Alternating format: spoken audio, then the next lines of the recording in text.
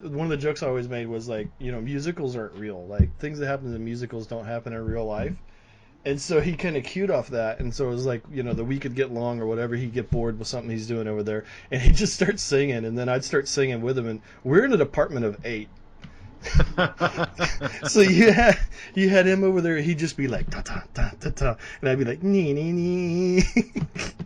And so you have two people who are like having a blast and laughing and having a good time, and 6 other people in the department who are just annoyed as hell.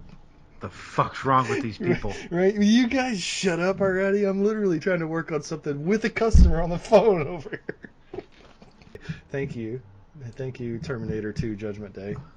Because it's the romance between the machine and a human. More like a fatherly love, but still. Oh, yeah. Robot love. Now show me where the robot touched you. Show us where the Terminator touched you. Show us on this doll. Yeah. Show us on the action figure. Okay, did you see any of the new potential show name ideas? Roundtable, meet the customer. Gamers speak loud and clear. Nice. The grown ass men show. Because it's the it's the whole thing, right? It's like the whole Cedric the Entertainer bit. He's like, nigga, I'm a grown ass man. I ain't calling you delicious. No, we're not doing gaming enema. I had to put it on there. That might be just a little too direct, sir. Dun dun dun dun dun dun dun dun dun dun dun dun dun dun dun dun dun dun dun.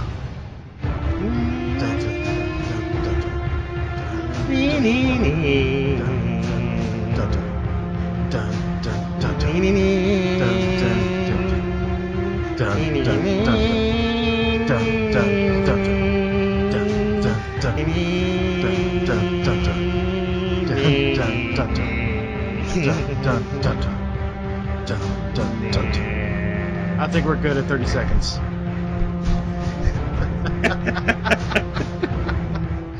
So, welcome everybody to episode 1 of what we're going to call Picking Up the Slack, which is our Game Slack Gamers Voice show. We'll call it that. I'm Jeff. I'm Chris. And welcome to our show. So, first topic for the show this week is a topic about the game industry and about different elements of the game industry and the gamers player in the game industry. So I talked in the previous episode about my particular view on the games industry, how the games industry is kind of like an adolescent that never grew up. And that's because nobody's being the parent, right? So when I look at the game industry and a lot of the practices that it foists upon the average gamer, the thing that I think about the most often, at least the funny thing that I think about the most often, is in the original movie Batman that came out whenever I was a teenager. There's a scene in it where the Joker's sitting in his lair and he's just had enough. And he's watching Batman save the day again on the big screen, and he's just sick and tired of what he's seen. And he smashes the TV and gets up and says, "This town needs an enema." Great scene. And it's what comes to mind over and over and over again when I look around and I see this industry that could be so much more than what it is, and it's not. Not just because of what the industry is doing, because the industry is going to do what any industry does, regardless of whether it has anything to do with games. Every industry is going to get away with everything that the customer allows them to get away with. So the first point that I had on this topic would be that I think the average gamer out there needs to remember that they are part of the game industry. You're not just the user. You're not just the consumer and all these negatives we talked about in the previous episode. You are a part of the industry, and you are the most important part of the industry. You're the part of the industry that allows the industry to survive, And at the end of the day, that makes you the decision maker in the industry. If you can just get your voice out there and speak for yourself and speak clearly. So when I look at the games industry, I basically see a triangle. Um, there's on the bottom left, there's the game industry. On the bottom right, there's the gamer, and they're kind of opposite sides of the table. The gamer is never going to get everything that they want out of their games from the game industry, and the game industry is never going to get everything they want out of the gamer, which is more and more and more money. So you're always kind of opposite sides of the table. And then at the top of that pyramid is the game itself. And in a sense, the game itself is the only innocent in the picture, right? The gamer can clearly go too far and expect the game industry to make perfect games and dance around bonfires every time a gamer makes a mistake at launch, every time the game industry makes a mistake at launch. And the game industry can certainly commit plenty of evils on their own and foist DLC and all kinds of predatory policies on the gamer when they think they've got an IP that's strong enough to support it. And quite often they end up with an IP that's not strong enough to support it, and they crush their IP, trying to milk too much money out of the gamer. But at the top of that pyramid, there's the game. And the game, the whole premise of the idea behind this, that the game speaks loud and clear, that game is like that kid that you've taken with you to the store, and he's repeating all the crap you say at home. And it's really hard to get him to shut up sometimes, because that game will tell all your dirty little secrets. That Destiny game will tell everybody how fractured and broken your writing and your internal struggles were in your company when you were trying to write a coherent story, and you ended up with this remixed story that makes no sense because inside that company, for whatever reason, you couldn't keep your staff together. So, at the end of the day, he's this innocent kid that says all those cute little things you can't believe he said. And he's going to speak for himself. And sometimes he's going to make the industry look bad. And, if it's a Dark Souls or something super, super Terra hard, maybe he's going to make the gamer look bad sometimes too, right? Just can't do good enough to make it work right. So the next topic that I had on that is, that I've said before, it's one of the problems in the games industry is what I describe as the Maddenization of the industry, which is that so many of these other developers look at things like Madden, which is a yearly repeating printing press. No, I'm going to stop you here for just Okay. a moment. Okay. I'm going to defend Madden on this one because it's actually a sports game that needs to be released every year. Well, not needs in quotes, but the time they release, let's call it something a little more appropriate, like the Tony Hawk syndrome. Okay. Elaborate. Tony Hawk got driven to the ground by being released every year on every platinum platform for about 99 to 2007, 2008, so almost 10 years of every year we have a Tony Hawk, and every year it's pretty much the same game. Madden, you can't really expect a sports franchise to change the rules every time. But when we get to the actual action sports like skateboarding, snowboarding, they can actually change the way that controls. Whereas the only exception to the Madden rule is NFL 2K5, which to this day I still think has a better running game than every Madden.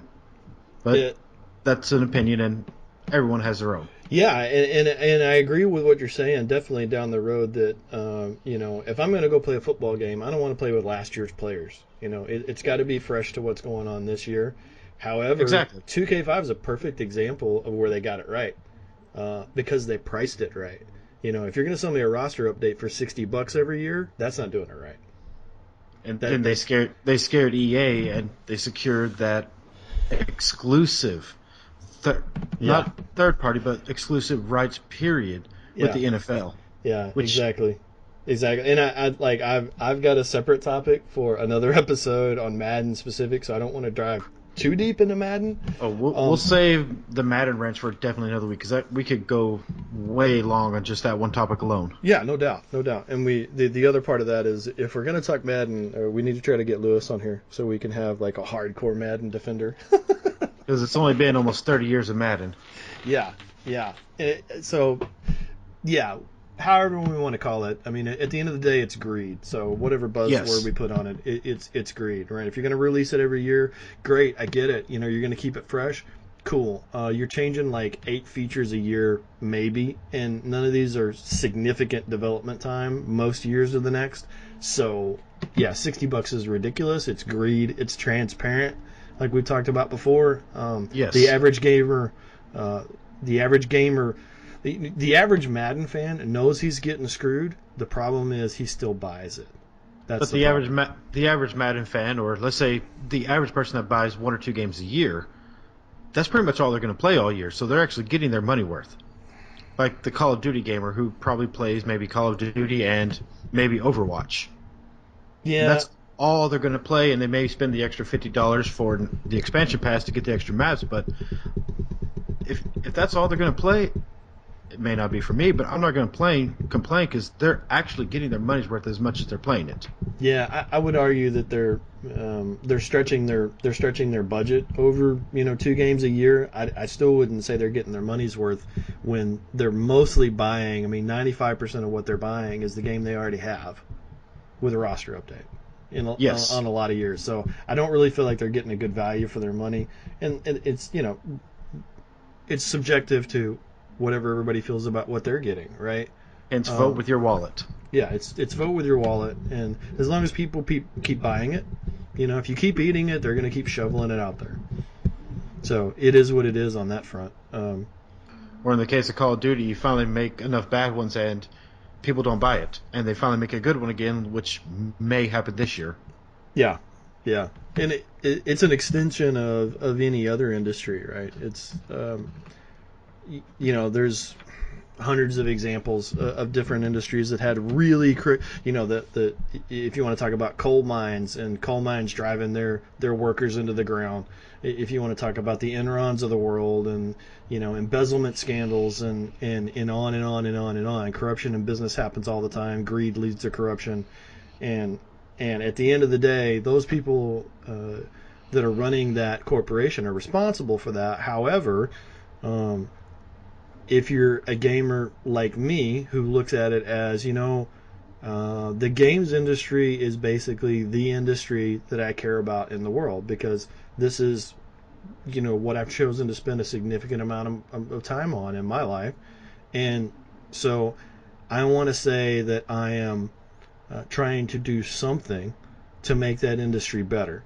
And I think, one of the things that you could say you could do to make that industry better is to start a discussion around gamers being more responsible for the industry because, back to the first point, gamers are part of the industry, and I don't think they see it that way. I think they see it as they are the recipients of the product of the industry, but they're not. They're the most important part of the industry themselves, and the fact that their money drives the industry means that they are the decision maker. If you can make your voice clear on what you want, then eventually other people start to hear that and they start to like that and plus one that and the power of social media and all that. And now you start to have this unified voice of, look, I'm not going to buy this until you change it. Guess what? The next thing you know, they'll change it. Because at the end of the day, money speaks to these people, right? Maybe what the gamer wants doesn't speak to them, but that's a whole lot of the gamer's fault. When the gamer's saying, I don't like this and I don't want this and you guys got to change. And by the way, here's my $60 and I'll come say something about this again next year, right? I'll just bitch at you on Twitter, but I'll still give you money. Yeah, and it happens. Madden's a perfect example of it because I know so many people who buy it every year and will rant about how bad it is, but they're not going to not buy it. And it's for another episode specifically with Madden and EA successfully trapped every football fan into buying their game. If you're an NFL football fan anyway, so the other part of that is like the different the different components of the little man speaking up for himself first of all. So um, the power of the people is the power in the whole deal if you are able to communicate to others, come together, get your voices together, communicate enough with other people to have to come to a consensus on what it is you want, and then make that information known. Stand up, fight back, speak up. I don't have to tell you things are bad. Everybody knows things are bad.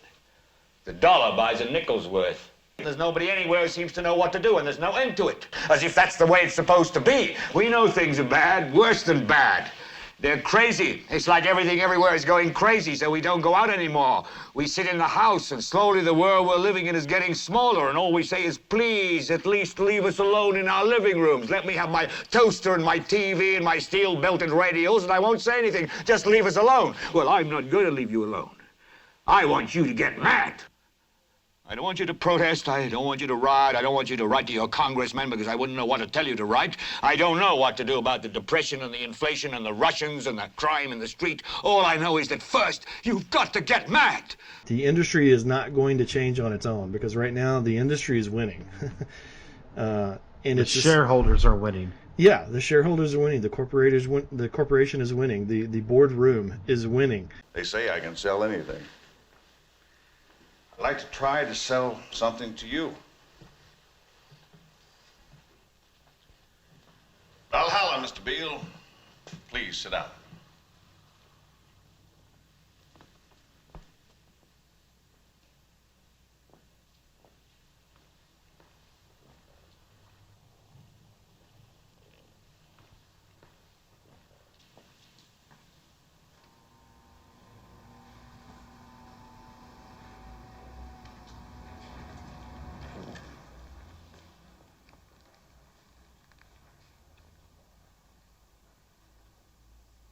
You have meddled with the primal forces of nature, Mr. Beale, and I won't have it.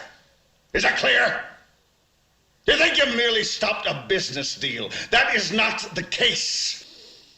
You are an old man who thinks in terms of nations and peoples. There are no nations. There are no peoples. There are no Russians. There are no Arabs. There are no third worlds. There is no West.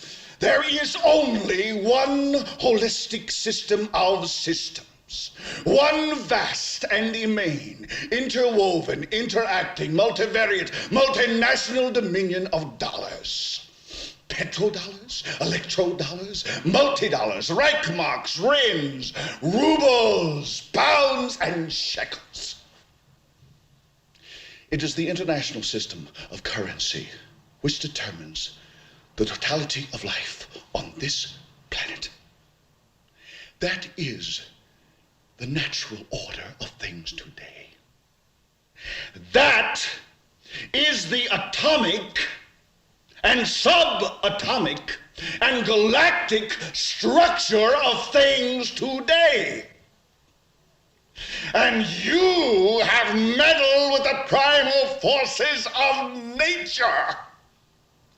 And you will atone.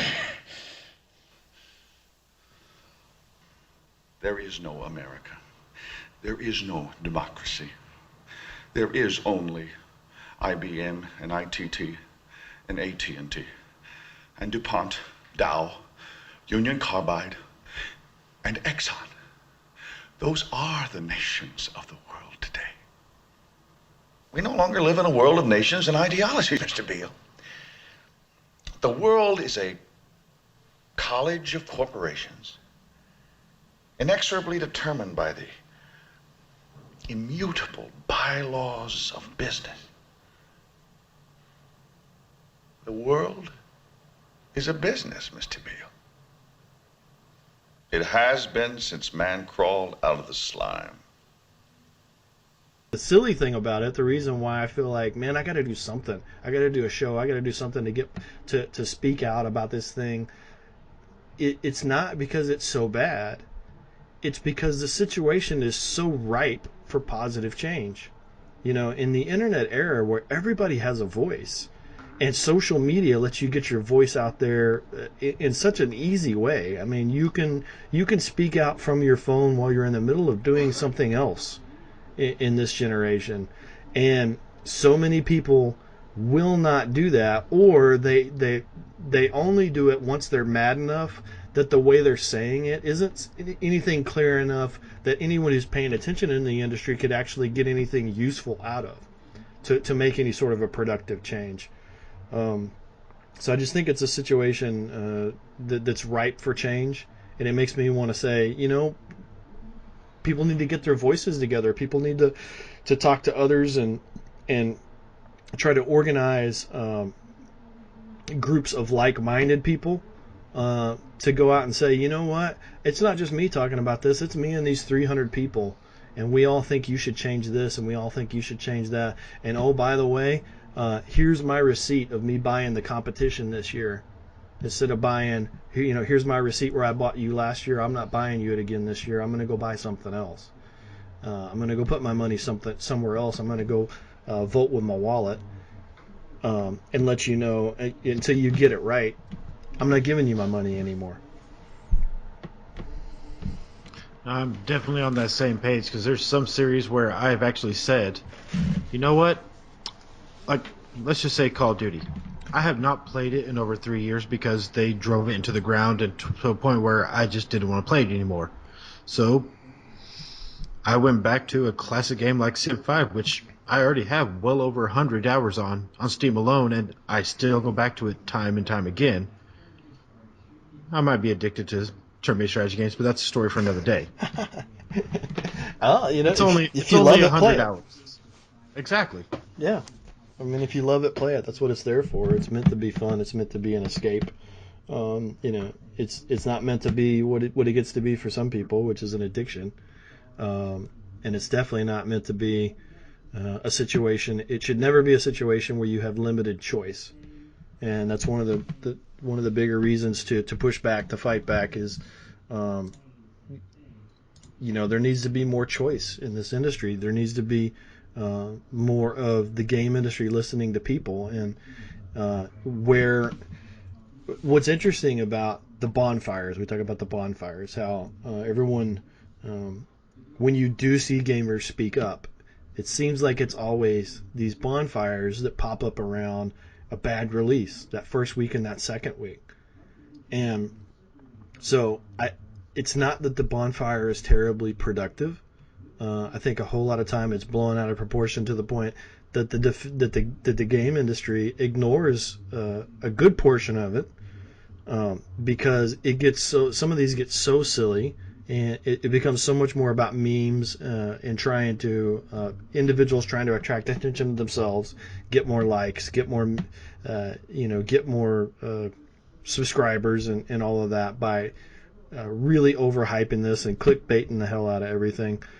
But I understand that in a lot of cases, the people who are driving that, what they're doing is they're looking at the same thing that I'm looking at when I'm saying I want to do a show, right? They're looking at the problem is that we don't need a vocal minority like you get in these bonfires.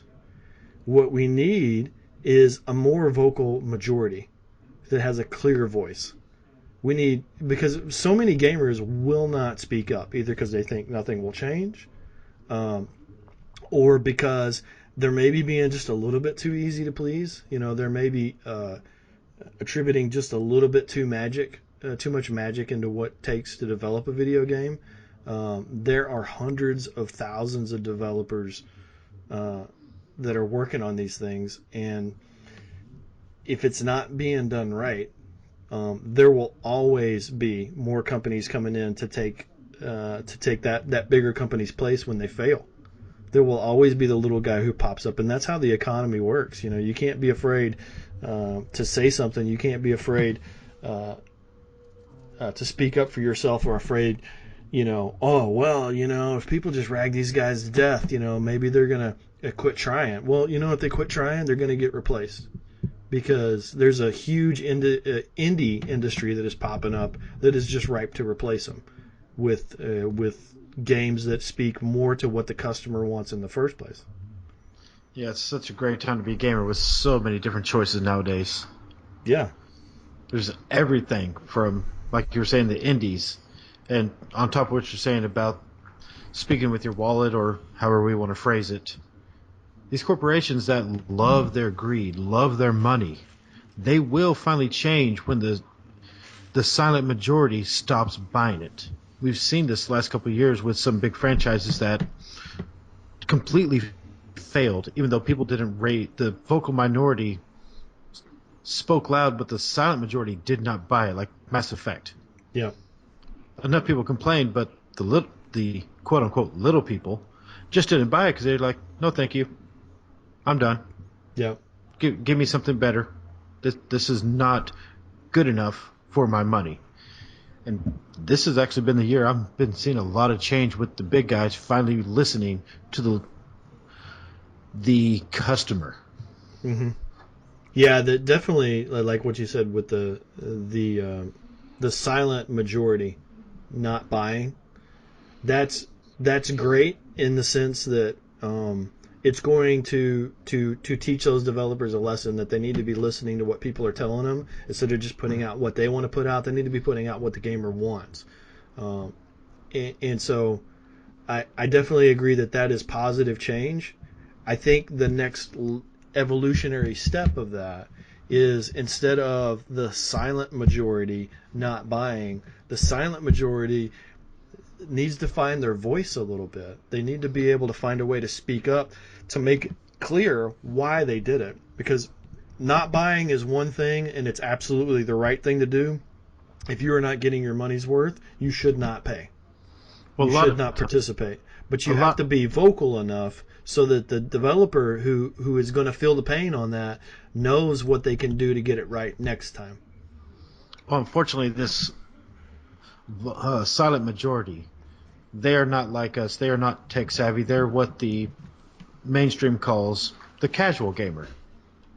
They love playing games. They just don't go on Twitter. They don't go on, well, maybe Facebook, because everyone's on Facebook. They don't go out to reach out to people online to make their voice heard. They just tell their friends. Yeah. Which word of mouth is one of the most powerful ways to get someone not to buy a game. Yeah. The myth of the little people is a myth. Definitely. The little people are the boardroom. They are the money. Okay, all of these rich people that are making these decisions, they're only rich because a bunch of little people gave them that money.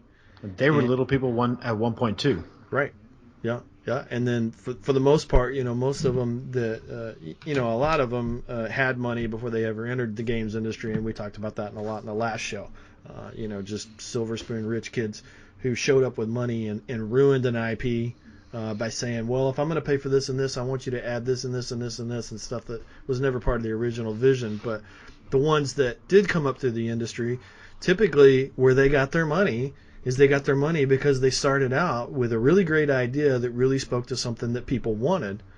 And these ideas succeed or fail based on whether or not they kind of capture that, I think the term is zeitgeist, right? The zeitgeist, the spirit of the day, and whether that they created something that speaks to what people want at that time. So it gives them a chance to get a larger audience and get their vision out there. And then they make a lot of money and kind of forget, this all started with all those little people. It didn't start with me. It wasn't because I was so great. It was because people loved it. That's what made it work. It wasn't because I came up with a great idea. It was because people loved it and got on board. So like from the industry side, you see, and this is kind of my last points on the topic. From the industry side, you see two types of change. You see industry-driven change, which is usually not all the time. Like I said, a lot of these, specifically indie developers, a lot of these guys only have the best interests of their gamers in mind. But in the terms of the game industry that's gone wrong, which is the majority of the larger companies, you can see that it's driven by basically three things. Psychology, jealousy, and greed. The greed is simple. That's DLC. That's microtransactions. That's a fragmented game, and then you start to see how all the other pieces fit when they start selling you DLC that they obviously made at the same time they made the original game. On disc DLC, stuff like that.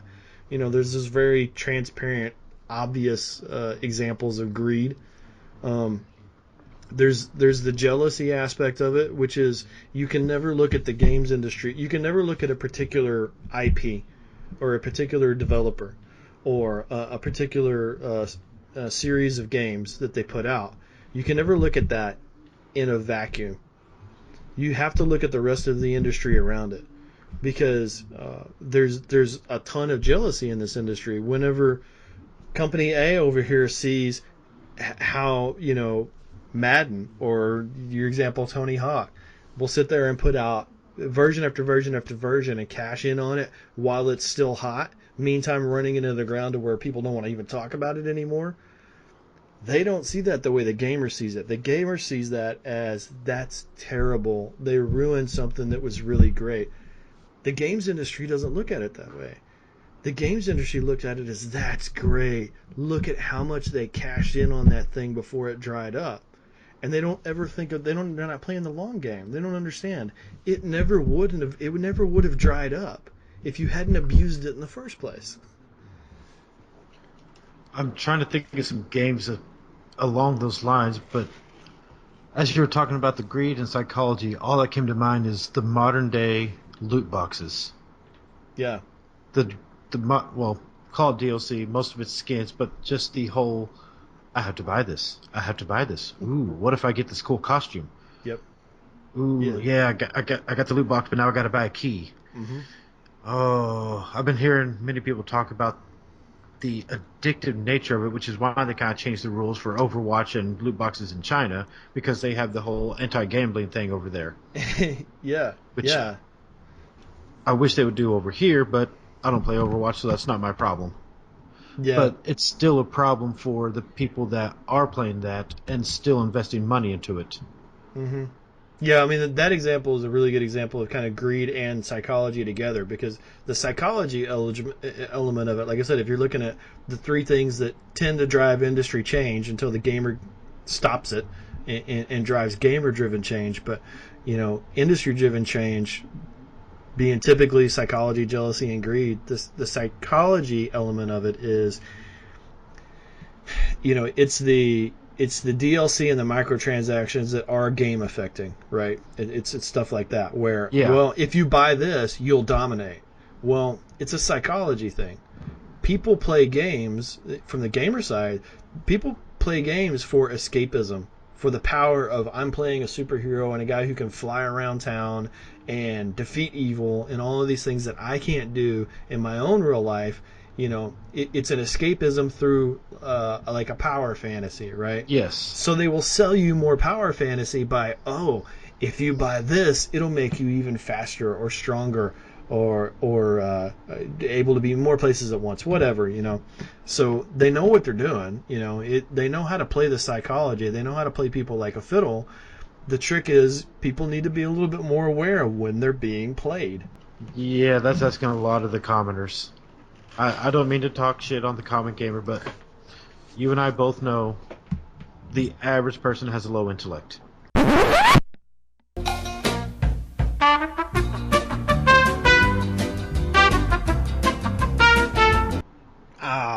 I don't know. I'm just fucking with you. I'm fucking.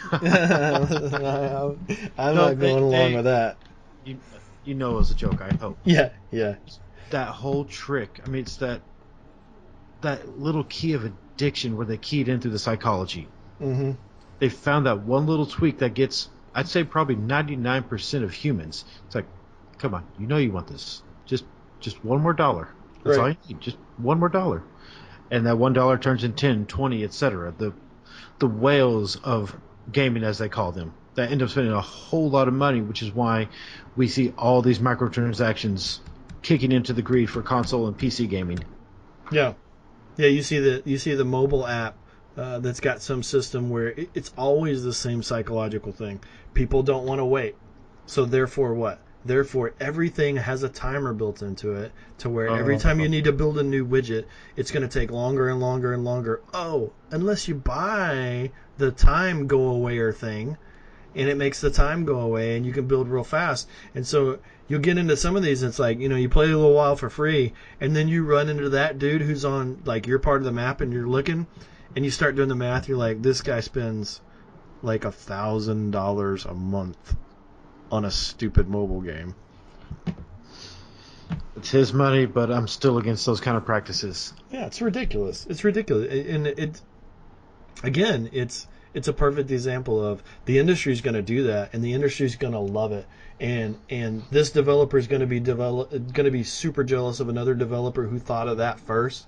And none of them are going to say there's anything wrong with it. They're going to say, man, that's great. Look how much money they're making off of that. That's awesome. Let's do that. It's not up to the industry to stop those things. It's up to the gamer to stop those things. And if the gamer lets them do it, they will. Like you were saying earlier. Yeah, it's up to the gamer to stop those things. So then there's the flip side of the industry, which is, what does gamer-driven change look like? And so, to me, and everyone's opinion is different, the way I see it is the gamer's typically looking in the here and now, in the modern day, the gamer's typically looking for three things. They're looking for fun, right? So they're looking for something that is exciting, that gets them interested in what's going on, that's funny, that's interesting to play, has somewhat challenging difficulty, all these different ways that they can get fun, right? Which to me, fun is engagement. If it engages you and it makes you want to play it more, you're having fun, right? Yeah. So the gamer's looking for fun, right? So there's ways to voice that. When you're on all these different ways that you can communicate with the developer, whether that's Reddit or Twitter or whatever, there's ways to voice what it is that you're looking for and describe what you've gotten from other games, right? That is what you're looking for in this new game that they're working on, or what you're looking for in the sequel to a game that they already made that you like. And there's ways to communicate, what made that fun to you, what made it enjoyable for you to play it. The second thing that would be a good way to push gamer-driven change is that games are about escapism, right? So a great game lets you embody someone who is different than you, who can do things you can't do, who lives in a world that's very different than your world. A great escapism game lets you go to an environment that's different than anything you've ever experienced before, or an environment like some horror games. The great trick of escapism that they do is it's an environment that's very much like yours, but it's twisted in this really specific way that makes you kind of look a little bit sideways at your actual environment in real life and wonder, I wonder if there's a little bit of element of that in real life too, right? So it's in it. That escapism of horror specifically, being able to scare the shit out of yourself and know that you will live afterwards. Yeah, the escapism of risking death, risking a digital death instead of a real death, risking your digital life instead of your real life, going and especially in simulation games, doing things that are very much like real life. Only when you screw it up because you don't know how to fly a jet in real life, you don't die. You don't die. You just crash and you go, hey, I'm going to post this on YouTube. Look at me crashing. I'm an idiot. Oh, the number of times I crashed in Battlefield. Oh, yeah. That's not even sim. Yeah, especially Battlefield, right? It's like, somewhat shady and questionable controls, and who's really going to go back and forth from a flight stick to a mouse back and forth every time you get in a vehicle? You're going to fly it with the mouse, and the mouse is not good for that. That's why I have a gamepad on the desk. Yeah, it's definitely the more convenient way to do it. That's for sure. Yeah, at least that way you got analog sticks. You can somewhat get by on that analog throttle too. Yeah, and then, then the last thing that your average gamer is looking for nowadays is community, right? So a multiplayer game and a community around single player games and multiplayer games where you can make new friends, right? Because if you're playing multiplayer in a game, what are you doing? You are surrounding yourself with like-minded people, right? They've picked up the same game you have for very similar reasons as to why you've picked them up. And so you're already surrounding yourself with other people who are like-minded, and you could probably make friends with relatively easily. Now, that's not how it works out most of the time, because there's a serious, and I think it goes back to the psychology element of how the industry wants to drive change in a certain way. Multiplayer games are almost always competitive. Yes. There's so little co-op. Why? Because if you're having fun helping out your buddy and your buddy's having fun helping me out, neither one of you are tense. Neither one of you are stressed out. Neither one of you are feeling like, oh, am I as good as that guy? Is he as good as me? No, you're working together. You're not competing, right? So in the psychology element where the industry tries to drive change, to drive more greed and drive more money, well, they want you competitive. Because if they can get you competitive and take you out of trying to make friends with that other guy and make sure that you're always trying to one-up him and try to keep ahead of the Joneses, they can sell you this gun that does 5% more damage than his gun. And they can sell you this armor over here that's better than his. And they can sell you this jacket that looks cooler than his. And maybe somebody in the game will say, hey, that looks cool. And what's the relevance of that? You're not going to make friends with that guy. You're going to go shoot that guy in the head next round.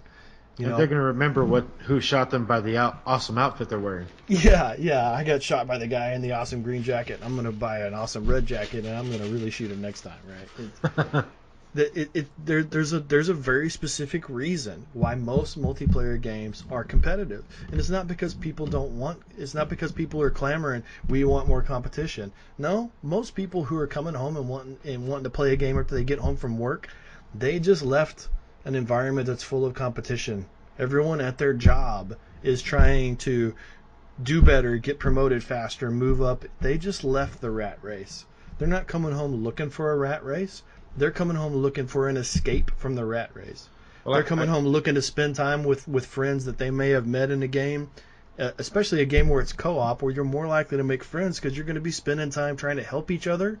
You know, and maybe that spending time trying to help each other gives you a little bit more time to get to know what somebody else is like and to say, hey, man, yeah, I saw, I like your logo or whatever. You a Cowboys fan? Oh, really? Okay. And the next thing you know, you're talking about things that aren't about that game, and you're getting out of that. But the industry doesn't want that. The industry wants things that make them more money. True. I guess I got lucky because when I really got into competitive online for consoles, I was actually playing with my boss at the time. Yeah. Call of Duty, Left 4 Dead, Battlefield, all those. We would start a private match, go online, shoot the shit, and kill people. I gave up long ago on caring about my KD because I'm not a little teenager anymore that has the instant twitch. It's not completely gone, but it's not as fast as, say, a 15, 16-year-old. I mean, that's like comparing a 22-year-old quarterback to a 40-year-old quarterback.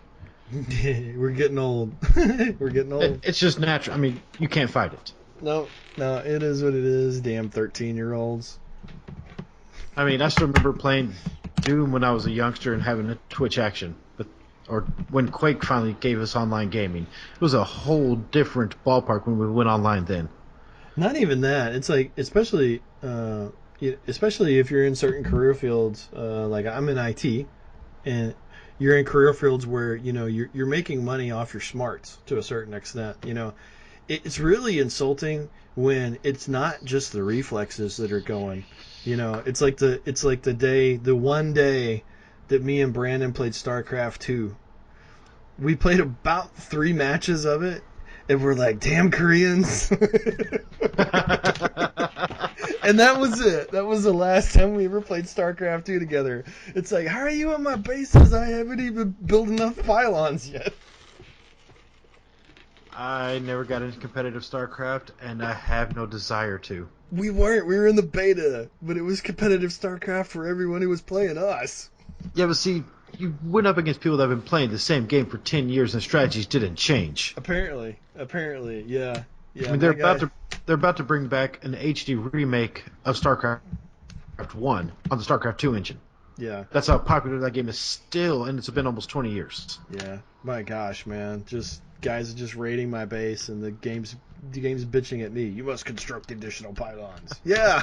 He just blew up my pylon. You saw that game. You saw it. Uh, Yeah. Well, Getting older. Happens. I'd like to get something that is not affecting my age yet.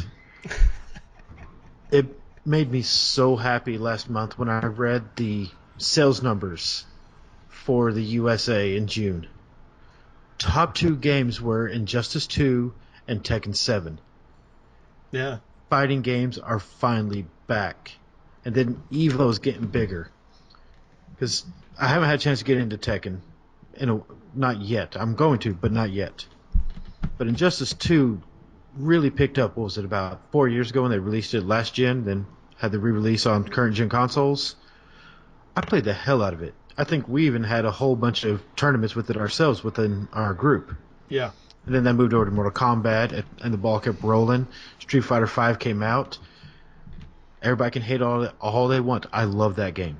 I still play it with all of its shortcomings. Let's not talk about story mode. It's bad. I won't deny it. But the gameplay is pure fighting. Even with all the games I've been playing, I still go back to Street Fighter V from time to time, and it feels like I never stopped playing it. It's a really solid game all around. The only problem I had with it when it came out was that it was just a limited number of fighters and a limited number of modes. And now there's really nothing wrong with it. I mean, it's very good. I've never been a huge Tekken fan, but Street Fighter, Street Fighter's always been an extremely solid, well-balanced fighting game. And it's the main draw of EVO still for over 20 years. The matches they had this year were amazing to watch. Yeah. Even I'm watching it now like, man, you guys make me look like I suck. It's ridiculous how much it looks like a different game when you watch a real competitive match on something that's... Yes. It's so in another episode, one of the things that I had planned to talk about was why I love simulation games, why I play a lot more simulation games, and why I think all developers could learn from the things these developers do when they build simulation games. Street Fighter is a perfect example of it. It's such a strong rule set of what can and can't happen and how it will always happen exactly the same way, and literally right down to, how many frames this move is, and if this frame happens before that happened, all of the simulation math that's the back end of Street Fighter is what makes it great. It sounds like it would make it boring because it's literally like a spreadsheet fighting a spreadsheet, but it makes it great because it gives you this emergent gameplay. It gives you the ability to never have the same fight twice. Thankfully, yes, because I am not going to frame count. I literally don't have time for that. But just knowing that there's people there that say, okay, this move will take 5 frames of animation. If you see that start moving, do this move to counter it immediately, and you will always get it if you time it within this frame. Or if you do this Dragon Punch, you have this amount of time to land and jump back to make sure you don't get countered. It's a constant game of tug and war with just 2 men brawling. Yeah. It's one of the more fascinating parts of the game industry in general is how this thing that is basically, on the game balancing side, it's a bunch of guys with pocket protectors and lab coats going over spreadsheets, making this engine function down exactly the same way from 1 millisecond to the next, all the time, super reliable. And the more time they spend in making that tight, the more fun you have without realizing how any of that shit actually works. I'm glad you mentioned the term engine because this is a complete tangent, but wrap your mind around the fact that Street Fighter, Mortal Kombat, Tekken, Guilty Gear all run on the same exact game engine now. Well, I didn't even know that. They're all running on Unreal. Oh, wow. That's really impressive, too, when you think about that. I mean, it was never originally designed for a game engine, but these are people... It's always... It never really designed as a fighting game engine, but has always been my favorite engine just because it's 15 years ago I started learning how to use the editor and was blown away about these really complicated things you can make in an editor that really makes things very simple. I've always heard that, but I never messed around with it. But Yeah, let's see. Unreal Ed is just great. It's just great. What is it I was looking at? Oh, yeah. A few weeks ago, Evo convinced me to do it. I went and picked up one of the Guilty Gears for PS4. I have not had this much fun on an anime fighter probably since Persona 4 Ultimax Arena Ultimax, whatever the hell the name was, but Persona 4 Arena. I even got my daughter playing and training to try to get her to play it because she, being a typical teenager, likes anime. Well, I can't say like everyone, but like your typical nerd. Yeah, I never, I'm not a big fighting game guy, mostly because I really like the ones that have like a really complicated fighting system, and then when I play the ones that have a really complicated fighting system, I find that I don't have the right skill set to play those that well. Well, They usually get a little confusing for me. I'm learning one character that has moves similar to Ryu, so I can learn the basics of the game and then adapt it to other characters. But Yeah. it is a beautiful, flashy game that moves lightning fast. Yeah, I've always heard it's like really, it's pretty well in depth in terms of the gameplay. Like there's a giant gap between being new and being really skilled at it. Oh yes, I'm definitely not skilled, but I want to play it more. Just looking at it makes me want to play it more. And then I've always known what the competitive scene was for Street Fighter V, but actually seeing them play Guilty Gear Xrd, I think that's how it's pronounced, at Evo, among other things, just made me want to play it more. Because I think the first time I dabbled with it was probably on the original Xbox or PS2. It's like, it's just another fighting game. I'm going back to Tekken 4 or whatever I was playing at the time. But it's just it's something we actually as a group need to sit down and give another try. Yeah, that does sound like fun. Yeah, I saw it on your list too.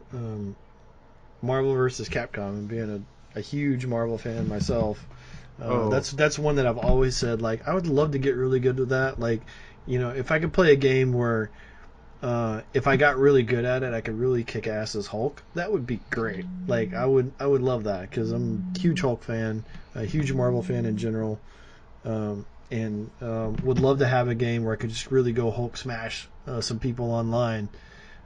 So it's one that I've always wanted to try and just never really found the time to do it.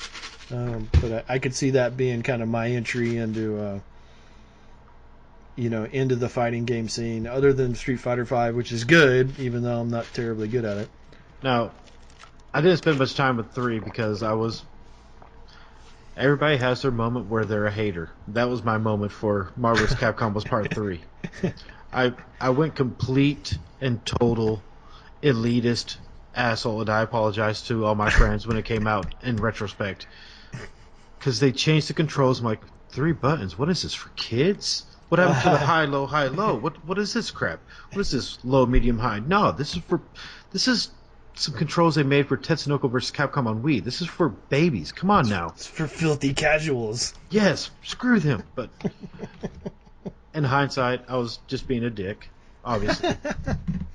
Because I was such a huge fan of 2. I remember playing the hell out of that in the arcade and being at least decent. I'd win a few rounds or a few fights, but I wouldn't sit there and take people's quarters. Maybe a couple fights, but that's it. Yeah. But I'm going to have to give this one a try. It looks promising, and it's a reboot using more of the MCU versus Capcom, which worries me because we might not get any of the X-Men, but at least you'll have your Hulk smash with Mega Man. Yeah. And they're slowly trickling out more of the characters that are going to be in it, getting me more hyped, which of course I'm going to wait till the price drops because I don't know if I can spend another $60 on a fighting game. So I've not been following that at all. So Marvel vs. Capcom Infinite, is that out or is that pre-release? I believe it's still pre-release, coming out in September. Okay. Is it on like the Street Fighter 5 engine? It's also on Unreal Engine. Yeah. I mean, they're all off Unreal Engine, but I mean, I guess is it like Street Fighter 5 rules? I have no idea. Yeah. It's I would like that because then I mean it only makes sense, right? If Capcom's making it, then you would think it would be. 'Cause it's not going to be Marvel making it; it's going to be Capcom making it. So well, it you would think might it would be kind of on a Street Fighter rule set. be more the evolution of Marvel vs. Capcom 3. Yeah. Hmm. Yeah, it's coming out in September. Yeah, I'm gonna have to check that out, man. We definitely. Hey, Marvel, we need like a lot more Marvel games. I know you guys are working on it for the longest time. You said you weren't gonna do any games, and now you got a Spidey game coming, and that looks pretty cool. Well, that game looks amazing. Yeah, Spider-Man Arkham Asylum is a game I always wanted to play. So it looks really awesome, and it looks definitely a lot more advanced than the joke I made there. But yeah, it does look cool.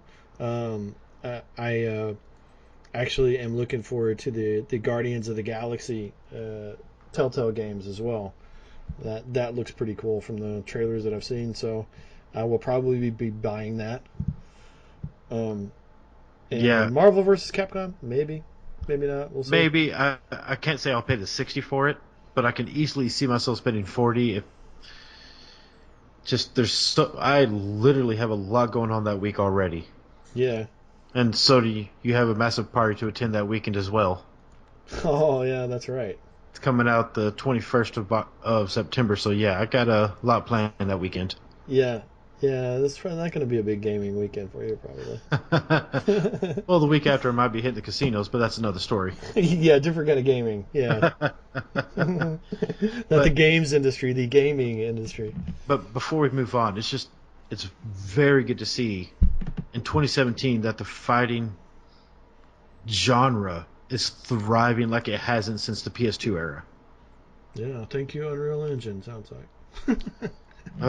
It's definitely a resurgence for us fighting game fans. Yeah, I'm gonna have to check out Marvel vs. Capcom. That's it looks interesting. Yes. It looks interesting.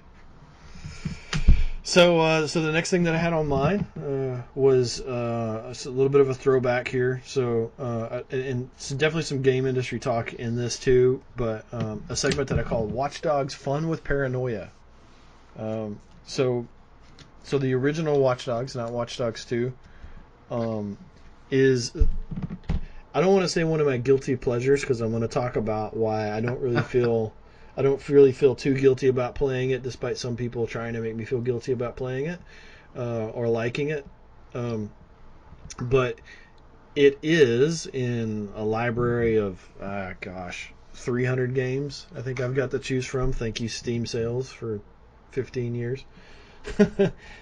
It is one of only about 2 or 3 games that if I quit playing it after about 2 or 3 months, I have to reinstall it and play it some more. And it's single player is kind of meh. The hacking is not hacking; it's plumbing or whatever. But the open world was at least fun to mess around with. Yeah, and what drives it for me? Okay, so let's talk about the elephant in the room first before I go too far. So the elephant in the room is E3 graphics and turned down graphics and all of the things surrounding what everyone saw as a shady practice of we're going to crank this thing up whenever we presented at E3 on a supercomputer, show everybody everything that our engine can do. And then when it comes console time and we have to make this thing run nice, we're going to cut the graphics back. What they expect for consoles, though. Yeah, so that's exactly where I was going with that, actually. Not to sound like PC Master Race. I'm just being realistic. Even the PC version didn't look as good as what they showed at E3. Yeah, and the PC version was actually one of their biggest problems in terms of looking shady because the PC version allowed people to go in and dig into the files, and some of these hackers went in there and were able to decompile some files and find what Ubisoft had directly referred to as E3 settings for the graphics. And if you enabled the E3 settings, you got the graphics like they looked in E3. Oh my god, I forgot about that. Yeah, so poorly named Ubisoft. If you're going to be transparent, don't be stupid transparent. So I get, I totally get the people, because what are you talking about? You're talking about the whole reason why we do this show. It's a gaming community that is frustrated with the games industry and games industry's practices for a reason. It's because they've been screwed, and they've been screwed, and they've been screwed. And so now they see somebody trying to screw them everywhere. Now, here's my particular argument with the concept of Ubisoft screwed us on the graphics. I don't buy it. And this is one of the things that we talked about in the first show. So I know the vastly widely held opinion is that Ubisoft screwed people into buying something that didn't have as good a graphics as they said it would. Well, they didn't have to pre-order either. They definitely didn't have to pre-order, and they did screw themselves when they did that. So that part's the gamer's fault too. But this is something I talked about in the first show, and that is I'm going to have some things that people are going to think are weird opinions because I don't look at a whole lot of games. Most games I look at, I don't look at them just as a gamer. I look at them as a future game developer. That's what I want to do someday. And I look at things, I talk about the industry a whole lot because someday I want to be in the industry, and I would like for my game dev studio to get it right. And I'm going to tell you something right now. If my game dev studio builds an engine that can make realistic looking graphics on a supercomputer, I'm not putting it on a PS4 when I take it to E3. I'm putting it on a supercomputer. I'm demoing what my engine can do. That's not a promise of what it's going to do across all platforms. People took it that way, but that's not what it was, and they never said that. So they were there to demo what their engine could do, and their engine did do it. It was not faked. It was there. Are we talking like the Crisis 1 effect? No, how so? Well, no one could run it. This is a supercomputer only. Don't expect to even think of seeing this come near a console. Yeah, I mean, I guess it's partially that because, so if you did, like a lot of people did on the PC side, right? If you did go in and enable the quote-unquote E3 settings for your graphics, yeah, you got a lot worse frames. Oh, definitely. The frames definitely suffered quite a bit in that mode, especially before, newer generations of video cards came out and that sort of thing. So, there's a real reason why they stripped it down to get a solid frame rate. One of those is one that they literally have no control over, which is when you submit a console title, you have to meet certain criteria in order to get console certified. And one of those criteria that you have to meet is a certain level of performance, right? So there were parts of that they did not literally have any control over whenever they're going to release this to consoles. So I definitely get why people look at that and see it as shady. And I can even look at it and say, yeah, that looked pretty shady. But when I sit down and I look at it from the developer's side, when I look at it from, it's the industry side, the developer side, and I say, what would I have done if it was my business? If it's my business, I am not going to go in there and show my engine doing a lot less than what it can do when I am specifically there to show off what my team has done. I am going to go in there. I'm not going to cheat to show you how good it is, but showing you how good it can look on top of the line hardware is not cheating, and that's my point. Yes, that is showing what it's capable of doing. So I get people who said, well, you cut it back for this and you cut it back for that.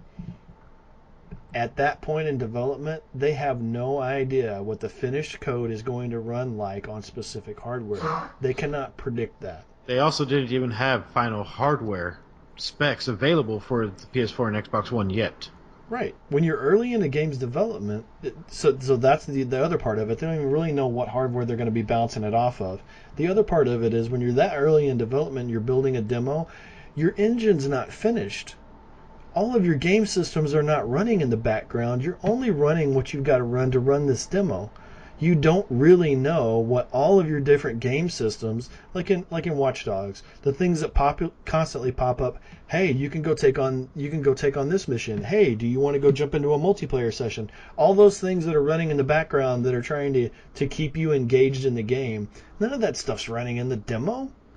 So you don't know how much that's going to affect performance down the road, and some of that performance you got to get back by cutting back on the graphics a little bit, especially if you're going to go to a console that's not going to keep up with what a top-of-the-line PC can do at that time. So at the end of the day, yeah, I've definitely seen a lot of better examples of where Ubisoft has done some things that were not pro gamer, that were pretty that seemed pretty suspect. And I That's think a there's a lot of long things list. that are there's a lot of things like that. And I think a lot of them are much better examples of where they clearly did something that they shouldn't have done. And I don't think this is an example of that. I was kind of disappointed by the final product, but I understood, like any other game that's pre-release. This is, even when we actually watched that Ubisoft conference at work, that E3, and even watching it, we knew it's like, this is PC. There's no way this is on the next consoles. Yeah. It was just not possible. Mm-hmm. Yeah. Yeah. It was just a little bit ahead of its time, especially in terms of the graphics. So elephant in the room is done. We've eaten our elephant. We've gotten that out of the way. We're going to move on to the reason why I keep playing this thing anyway. So the multiplayer. The first notable thing you could say is Watch Dogs is that old, and there's still tons of people playing multiplayer. You want to go play multiplayer? There are tons of people to play with still. You should tell me that. We could have played the other day. I'm playing it all the time. It's just it's PC or console. PC, and so it's I don't have Steam telling all my friends I'm playing. So you play. Okay. Does Uplay pop up a thing to you to let you know that I'm playing? But you have to have the Uplay client open, right? I probably have a copy. I have to double check. I might still have it installed on PC as well. Yeah. So and the multiplayer is so the multiplayer that I play is not co-op, and I prefer co-op and multiplayer for most games. But Watch Dogs does this thing, and the thing that Watch Dogs does that nothing else I've played. I think probably the closest thing that comes to it is Dark Souls, and Dark Souls still doesn't do it anything like this. So, have you ever seen the movie The Game with Michael Douglas? Fucking love that movie. Yeah. Oh my God, it's a top 5 all time for me. So there's the scene when he's finally realized that these people, not only are willing to and are going to, but are capable of fucking with any element of his life at any time. And so he's walking through this airport, and suddenly he's gone from this jaded, rich, bored guy to it's like he's walking in slow motion, and he's paying attention to everything that's going on around him. Watch Dogs multiplayer does that to me, because their multiplayer is the seamless ability for you to drop into somebody else's single player game. I remember this. So it's fresh, it's unique, it's different. I cannot believe that it is not more widely copied, because I think it's great. And it's the thing, it's the hook that brings me back over and over and over and over again. Because you're in this city simulation, picture like any sort of, like, people would think of, like, the city building in Grand Theft Auto, right? City simulation, it's simulating the people, it's simulating the vehicles, it's simulating the systems like stoplights, different mechanical devices, all these things you can hack. There's all this interaction where you'll be walking down the street, and at any point there's going to be 25 or 30 characters on screen with you. They're all AI, or are they? Because that's the juice in Watch Dogs multiplayer. That keeps me coming back over and over again, is that any time that you're going around just interacting with your game, any of those people that are AI in your game could actually be another player that the game has automatically disguised as just a regular AI that's cruising through your street. Now, And I remember having some intense shootouts doing some of this multiplayer, but what I don't remember is when you look at someone and you know, like, hey, this is the person's name, this is their hobby, you get all the information. Does it give something specific about them, or do they make them just like another John or Jane Doe?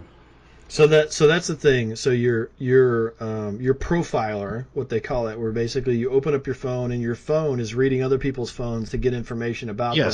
Yes. And it presents it back to you as, oh, hey, this guy recently had a heart attack. This guy donates to charity. Just a little bit of something, some information you've gotten off their This phone. guy works for Abstergo.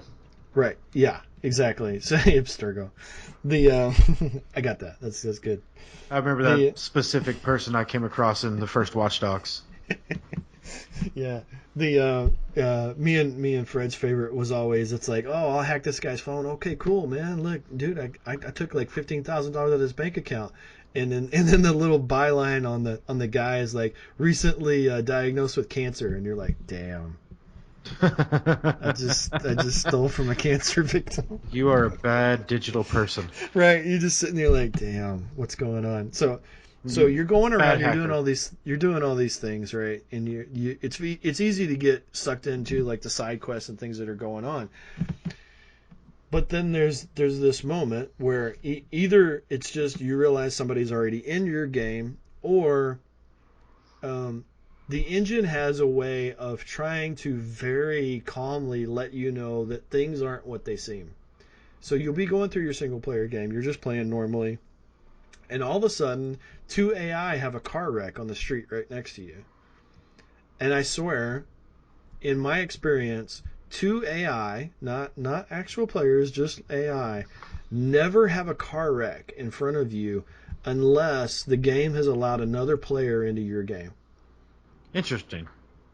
The other one that I run into all the time is what I would call is crazy public servants. So you'll just be playing. You're fully single player as far as you know, and all of a sudden here comes a fire truck through the street, and he is running over everybody down the sidewalk. It's like he's killing as many people as fast as he can. And so, man, here we go, dude. My watchdog years go up. I've identified, yeah, no doubt, that guy's a hacker. I get in my car, I go chase him down, I pin the fire truck to the wall, I get out, I put the profiler on him. He's an AI. Oh, damn. He's not a player. But then I'll start looking around, because this is the thing that Watch Dogs does. Not only are these great moments of paranoia when you get the sense you're being followed, but you haven't spotted the guy yet. And so you are very closely watching everyone around you for them doing anything outside the norm, because there's certain things AI do, there's certain things they don't. Some of them are terribly obvious and kind of a little bit of a flaw in the game. Like, AI do not drive motorcycles. If you see a guy on a motorcycle, that's a player. 100%. Kind of sounds like the Matrix effect. When you It's notice totally- when you notice totally a little the Matrix. glitch in the system, you know Exactly. something's wrong. Yeah. So you're walking down the street, and it's just you, and it's all the blue pills, right? You're just walking down the street with all the other mindless drones. And then you see and the then all of a lady in the sudden red there's- dress. Yeah, or you see you see the same cat walk by twice, and it's because Mr. Smith has just jumped into AI number 6 behind you on the road, and he's slowly following you because his job. My favorite is the online tailing, because when you're just tailing somebody, you don't ever have to hack them, which means you can follow them around in their game for up to 5 minutes without ever actually having to notify them that you're in their game. Man, So there's this great there's this great, like, I love to watch, right? There's this great voyeuristic thing about it. And the thing is, it's just, like I was talking about before, how every multiplayer game is competitive. Go shoot this guy in the face. Oh, okay, cool. Next round, go shoot this guy in the face. Hey, go shoot that guy in the face. Hey, go shoot some other guy in the face. It gets so boring because multiplayer is always the same. This stays so fresh and different because it was always a completely different concept of they are basically trying to get the point across to you that, the whole concept of the game is it's a city that is just there's cameras everywhere, and the man is watching you, right? But then in the multiplayer, they're giving you a chance to be the man, and you go watch somebody else, right? That's the point they're trying to get across, is that voyeuristic thrill, or that the voyeuristic thrill of going and tailing somebody else and watching somebody else, collecting information on somebody else, or the one that really gets me is that excited, paranoid feeling of, I know something's not right. I know somebody's here. I just gotta find them. They're here somewhere. I know they're following me. I know something's up. You get this real paranoid conspiracy theorist thing, and they found a way to make that into fun, right? It's almost like it's like the it's like the Doomsday Preppers video game, right? It's like, I know something bad's gonna happen, and I'm gonna have some fun with that.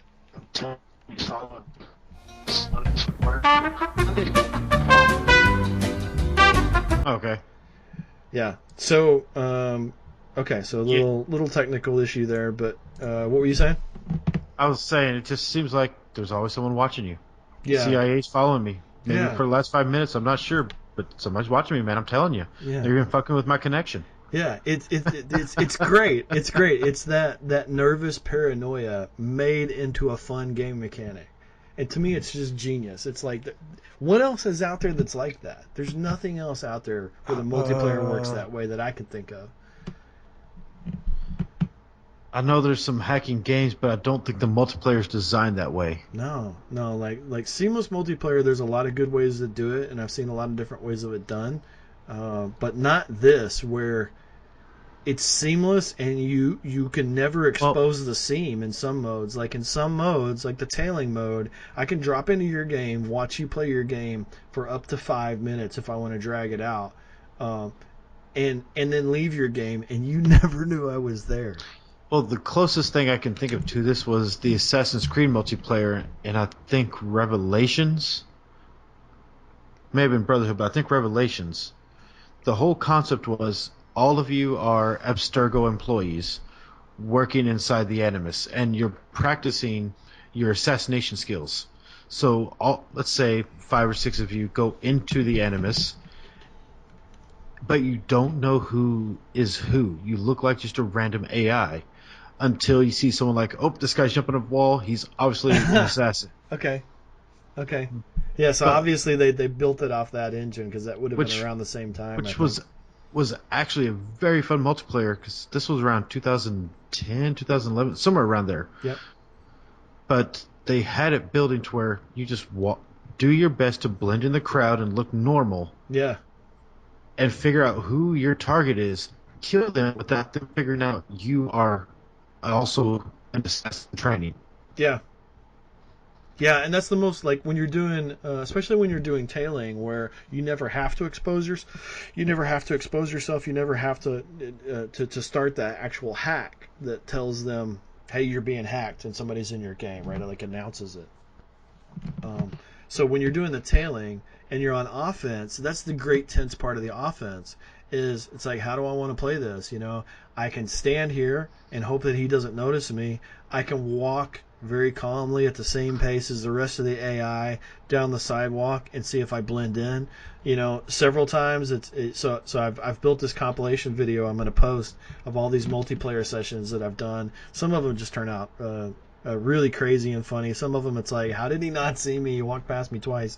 But my favorite is when you're doing the tailing and it's like, you know what? I'm just going to do this completely straight up. I'm going to walk right past this guy. All he's got to do is look my way and turn on the profiler, and it'll pop me up as I'm an enemy fixer. All he's got to do is look my way, but I'm going to walk right past him and see if he even notices me. And when you get away with it, it's like this ridiculous thrill, you know? Yeah. Yeah, it's fun with tension. It's fun with paranoia, right? Well, you may have convinced me to go back into it. Yeah, the seamless multiplayer part of it is just, I can't get enough of it. I'm actually kind of digging the story and trying to get further in the story, and I have trouble getting myself, okay, I'm going to complete one story part every play session, right? And I have trouble getting myself to do that because all I want to play is the multiplayer. Well, there's a good reason for that. Yeah. The story was kind of mediocre, but I remember having a lot of fun when the five of us got together to play some of the multiplayer just past the controller. Yeah. Yeah. Like, okay, let's go invade someone. All right, your turn. Yeah. Yeah, the good old Fight Night days. They're making a resurgence. Yeah. The so the last part of that would be so when you're playing your single player game, it never really takes too long before somebody's going to invade you. Like if you do a steady back and forth of somebody invades you and you defend, and then you go invade somebody. As soon as you get out of that invasion, somebody's probably going to come back your way.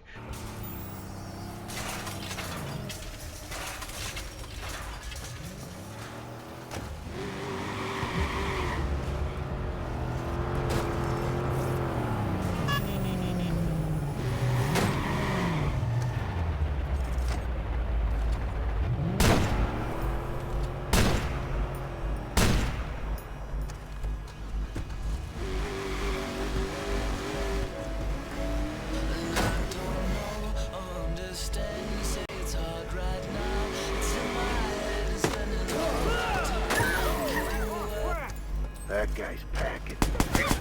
Needed that. Oh, shit! Oh, shit!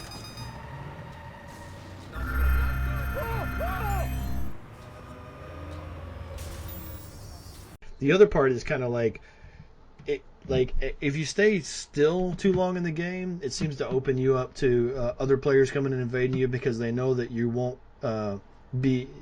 The game engine can break a little bit if somebody's in a car and they're doing max speed and they try to drop you in the game. It's kind of hard for the game to figure out exactly where to drop you because you're moving so fast.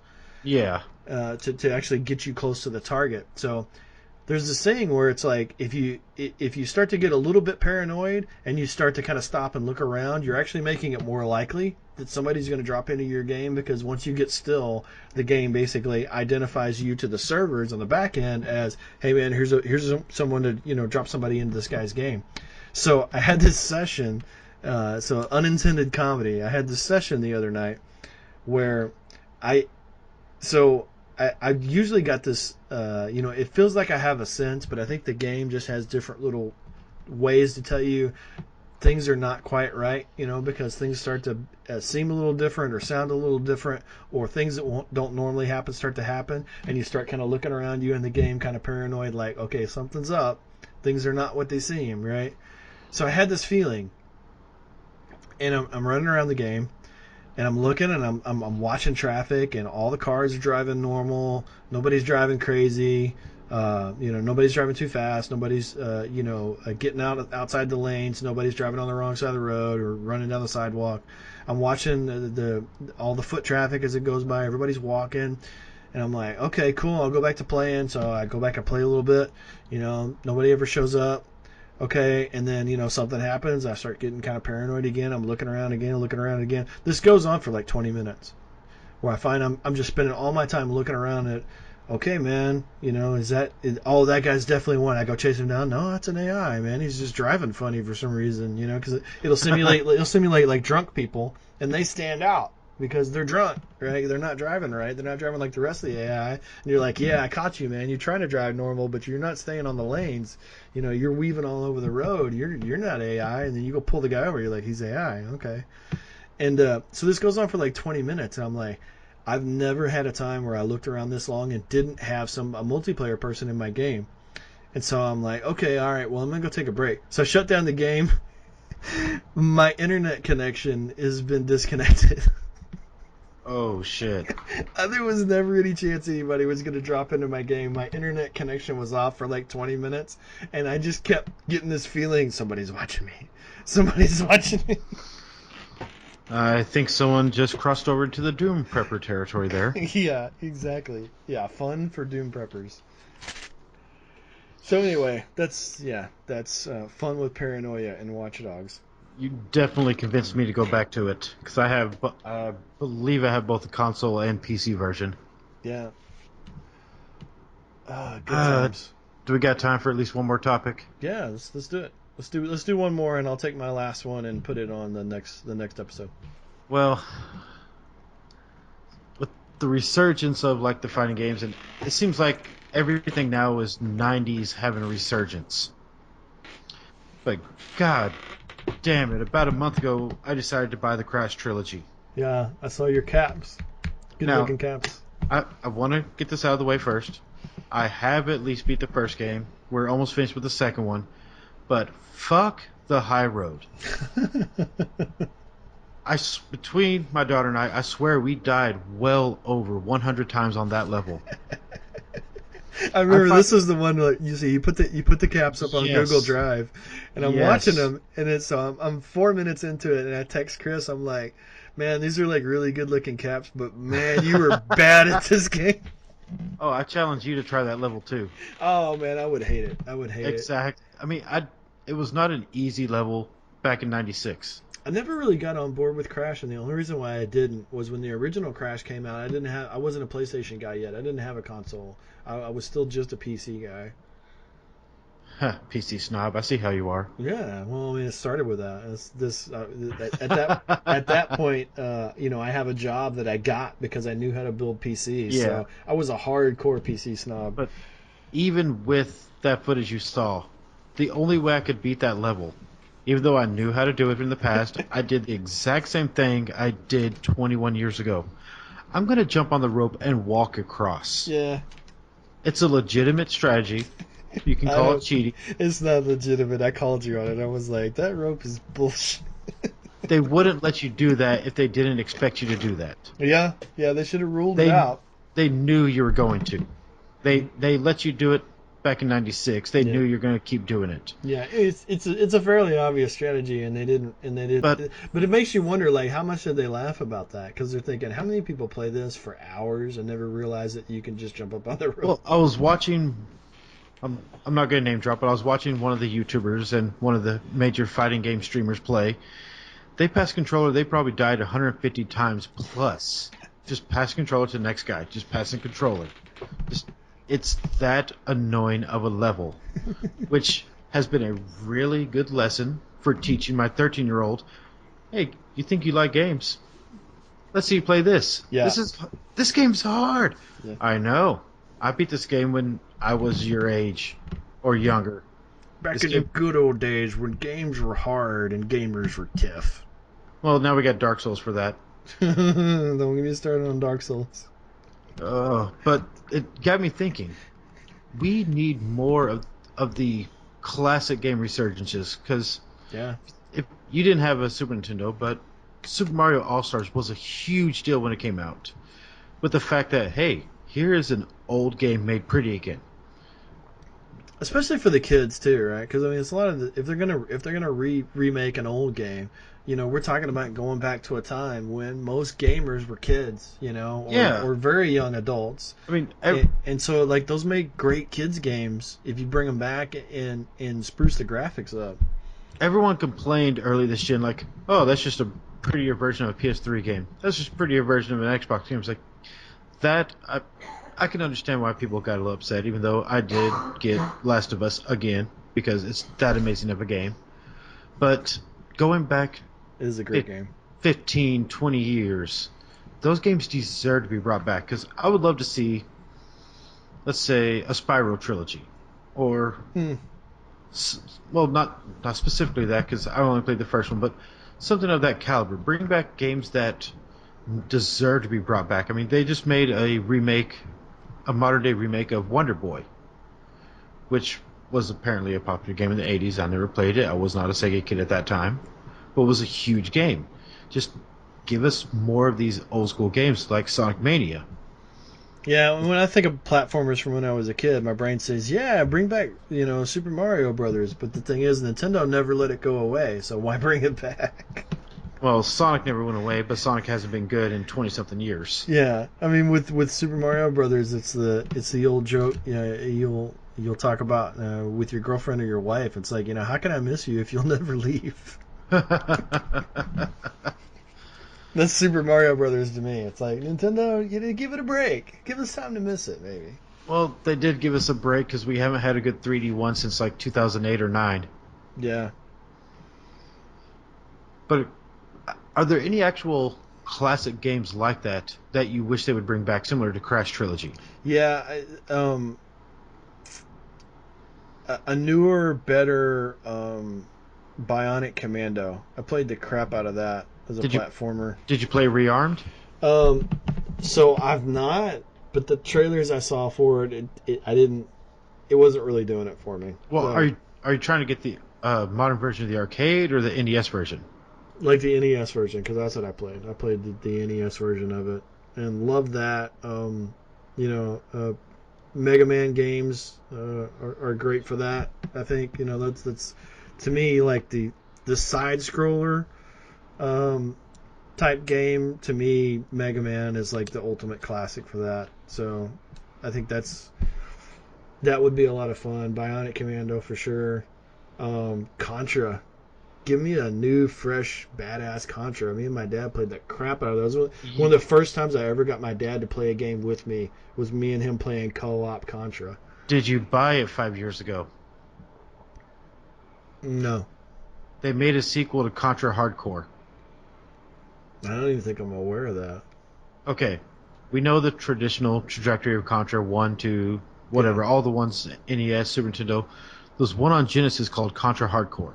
It was actually pretty awesome. On Genesis? Yes. 5 years ago? No. I'm getting there. I was like, the math doesn't work. The game is not called Contra. It's the sequel to Contra Hardcore called Hardcore Uprising. Oh, well, that would be how it hid from me. Oh, once I saw it, I knew what it was, and it was from Konami. It is... Yeah, I've never heard of it. I have yet to finish it because I haven't had someone to play two-player with me. Oh, well, I would play some two-player of that because that was my jam. Me and my dad played the crap out of that. Is that even on PC? I think it's only PS3, and I have to dig that out. I still got my PS3. It's not undoable. True. I know I had it for Xbox. They need to put it on PS4. That'd be more convenient for me. Well, if I had a Xbox One, I could play via backward compatibility. Yeah. Yeah. That sounds like we're talking about another episode there. Well, that was one of the few complaints I had when they first announced backward compatibility was, well, Konami's not on board. They're not making games. How am I going to get the game I really want? Yeah. Well, they answered my question. Oh, sorry. It came out 6 years ago, March 2011. Ooh, that game was amazing. It sounds fun, man. I definitely would play that. I'll have to get you some footage for that one. That sounds like good times. We definitely need to bring back more of that difficulty in gaming. Yeah, there's probably other good examples of that. I mean, the thing is, like a lot of my really old school, first games were Nintendo, and Nintendo, again, they don't let their IPs go long enough for you to miss them. So remakes feel funny to me coming from Nintendo because it's kind of like, well, aren't you kind of remaking your games all the time? It's almost like the conversation we had about Blizzard before, where for the longest time they were guilty of just riffing on their old IPs over and over and over and over again instead of coming out with anything new. Well, there's a whole bunch of IPs from Nintendo I'm waiting for sequels to. Mach Rider. That would be cool. Yeah. F-Zero, which is spiritual successor to Mach Rider. We haven't had an F-Zero since GameCube. Yeah. Yeah, I never did play F-Zero. Oh, that game was amazing. Especially the N64 and GameCube version. Yeah, I'm trying to remember the one that I played on arcade. F-Zero? No. This was probably after F-Zero. I can't even remember what it was called. Was it a racing game? Yeah, it was like a racing / survival kind of game. There was lots of obstructions and stuff, and they would drop down power-ups to you. Was it Nintendo? No, it was an arcade game, like a classic arcade game. This is probably 90. Like Spy Hunter, Road Blasters. Road Blasters, that's it. Yeah. Good game. Love it. That was. I think that's probably the last game I can remember that I could roll it over on a quarter. Like they couldn't get me. I got too good at it. I'm not sure which arcade game that was for me. I know we actually stood there and ignored our girlfriends while we finished Simpsons Arcade in the 90s. Yeah. Okay. So we've got to set that up for another episode. Is arcade game talk, because I don't have that on any of my topics, and there's way too much stuff to talk about on that. Oh yes, that's going to definitely be a topic because retro gaming and arcade gaming can go for a whole episode by itself. For sure. For sure. Yeah, we're gonna have to plan that out. That's like episode 4 or 5, maybe. Oh, definitely. Yep. If you want to find us, we're on Twitter at GameSlack. And if you're watching this on YouTube, you already figured that out. Yes. Thank you. Congratulations. The games speak loud and clear. Yes. Games plural. So. Website upcoming. Yeah, website is, if you wonder why it's a blank page, it's because it's a blank page. We're doing this in our spare time, and we're not there yet. So, website and a forum is definitely coming. We definitely want to hear from everyone. Right now, we're doing what we can. So, for this week, that's it for episode 2 of what we're going to call Picking Up the Slack. This is Jeff. I'm Chris. And signing off. Later, guys. Dun dun dun dun dun dun dun dun dun dun dun dun dun dun dun dun dun dun dun.